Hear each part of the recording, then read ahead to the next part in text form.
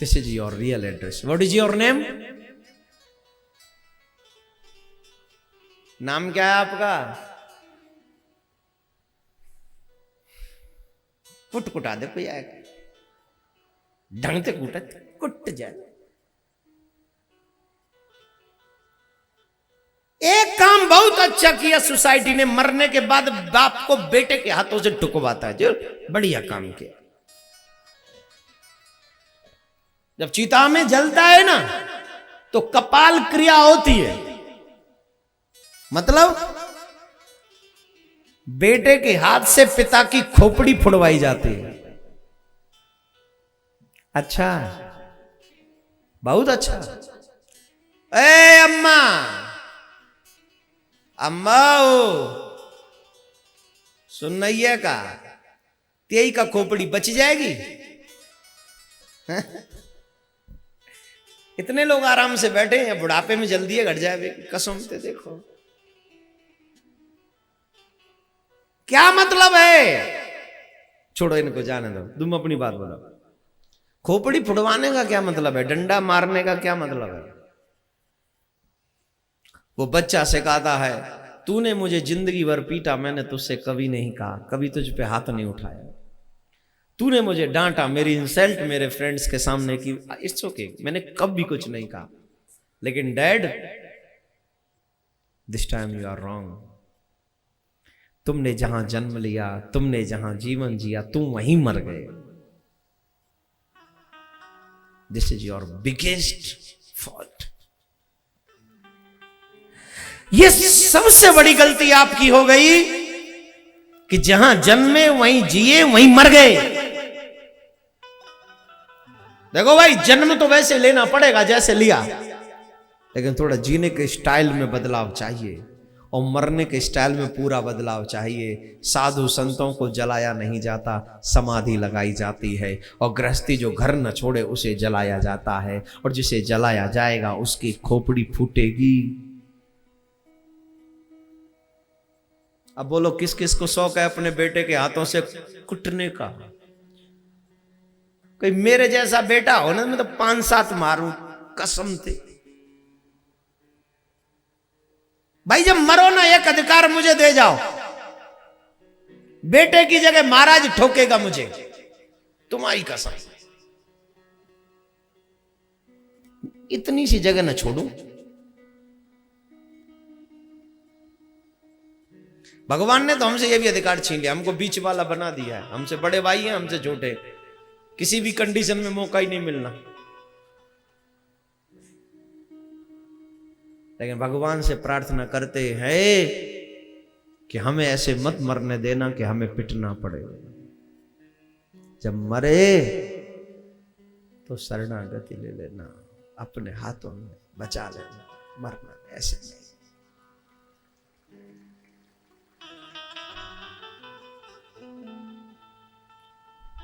मरना तो पड़ेगा, लेकिन मरने का स्टाइल बदलना चाहिए. कृष्ण का नाम लेकर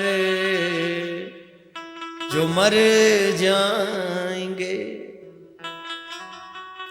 वो अमर नाम दुनिया में कर जाएंगे. ये ना पूछो कि मर कर कहां जाएंगे, वो जिधर भेज देगा उधर जाएंगे. टूट जाए न मार तेरे नाम की, वरना अनमोल मोती बिखर जाएंगे. तुम मानो न मानो खुशी आपकी, हम तो परदेसी. आफ्टर 1 जनवरी अपने घर जाएंगे. तुम मानो न मानो खुशी आपकी, परदेसियों से ना. तो मेरे भाई बहन, मरो तो ऐसे मरो कि फिर मरना नहीं हो। ये निवेदन है आप सबसे। क्या बोलेंगे जोर से? और जोर से बोलेंगे। और ज्यादा नहीं, सिर्फ 10-15 मिनट में हम लोग गिरिराज जी की परिक्रमा करेंगे। विराज जाइए। बहुत गलत बात है, आप औरों को भी उकसाते हो बैठने के, खड़े होने के लिए। कार्यकर्ता सबको बैठाल दे। पीछे भी परेशान हो जाते हैं लोग आपसे, बीच में खड़े होते। ध्यान से सुने। कल ठाकुर जी को ब्याह है भैया, तो थोड़े बन ठन के आई हूं। लगना चाहिए, ब्याह में जा रहे हैं। गहने कोई न पहन के आए। गहना अगर कहीं निकल जाता है तो आजकल महंगाई बहुत है। सिर्फ वस्त्र सुंदर सुंदर पहन के आवे। और अगर जाना हो तो फिर पार्लर में जाते, वहां जा सकते हैं, माताएं बहन जा सकती हैं। अरे क्यों भाई, जब दुनिया के लिए शादियों में आप तैयार होती है तो ये तो कन्हैया की शादी है, तो इसके लिए क्यों तैयार नहीं होना? हर वो कार्य हमें करना है कन्हैया के लिए जो हम दुनिया के लिए करते हैं, कृष्ण के लिए हमें करना है। पहली बात। दूसरी बात, आप जानते हो यहां आने से पहले आज मेरा स्वास्थ्य बहुत ज्यादा खराब था। मैंने सोने जी को कहा था मैं 1-1.5 घंटा लेट आऊंगा, कथा 1 बजे के बाद ही आऊंगा। पर अब जब से मैं कथा कह रहा हूं, मुझे लग नहीं रहा कि मेरा स्वास्थ्य खराब है। यहां आके एकदम ठीक लग रहा है, आनंद आ रहा है। और ये कथा का असर है। निरोगी काया कर देता, ये सच बात है। ये अनुभव मैंने आज किया। कितना बड़ा प्रत्यक्ष में। सोनी जी जब मेरे से मिलने गए थे कोई 10:30-11 बजे, उस समय मेरी कंडीशन बड़ी अजीब सी थी। मैं खुद सोच रहा था कि आज बोल कैसे पाऊंगा। और आज मैंने संगीत के हिसाब से सबसे ऊंचा स्वर आज लगाया। इन 5 दिनों में, जबकि मेरी हालत आज खराब थी, तो सबसे ऊंचा स्वर आज लगा। ये भागवत का सबसे बड़ा जीता जागता प्रमाण है। अब इसके बाद भी अगर बताऊँ भगवान पे यकीन हो तो भैया अपने अपने चूल्हे में जगह बनाओ और क्या करोगे। राधे राधे बोलना पड़ेगा जोर से। तो सब बैठ जाए और बैठकर चलेंगे, गिरिराज महाराज की पूजा करेंगे। गिरिराज की परिक्रमा, मानसिक तौर पर परिक्रमा हम लोग यहां बैठकर करेंगे, क्योंकि मानसिक तौर पे परिक्रमा भी पूर्ण फल देती है। श्री कृष्ण ब्रज में पधारे, कोई भी ब्रजवासी उन्हें भगवान नहीं मानता। सब ब्रजवासी उनको अपना सखा मानते हैं। लेकिन एक नियम है, गुरु गोविंद, ये 2 हमारे यहां आवे या हम इनके यहां जामे, हर स्थिति में हमें इनकी पूजा करनी चाहिए। और अगर हम पूजा न करें तो हमें पाप लगता है।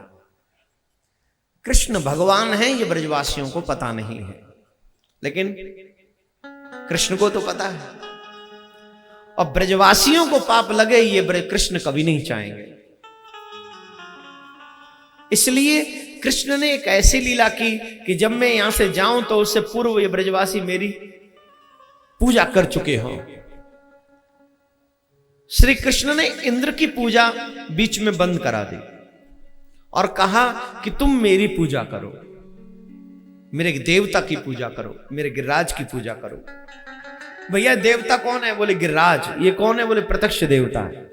और एक बात बताऊं, हमारे ब्रजवासी आज भी गिरिराज को ही प्रत्यक्ष देवता मानते हैं। आज हम यहां तक जो पहुंचे हैं ना, वो भी प्रत्यक्ष गिरिराज महाराज की पूरी कृपा का फल है कि आज हम आपको कथा सुनाने में सक्षम हो रहे हैं।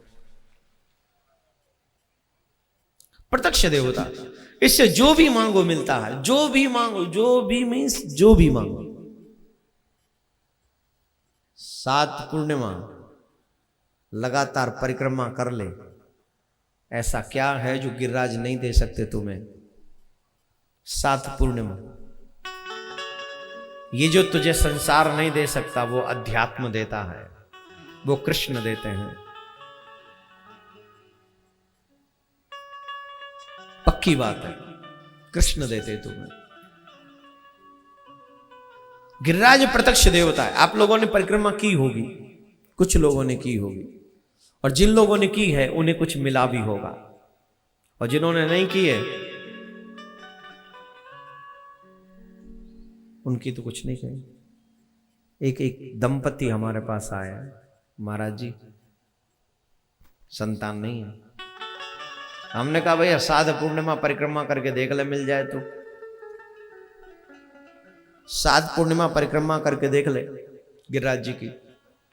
उसने साध पूर्णिमा परिक्रमा की और 11वें महीने में ठाकुर जी ने रत्न दिया, वो भी पुत्र रत्न दिया।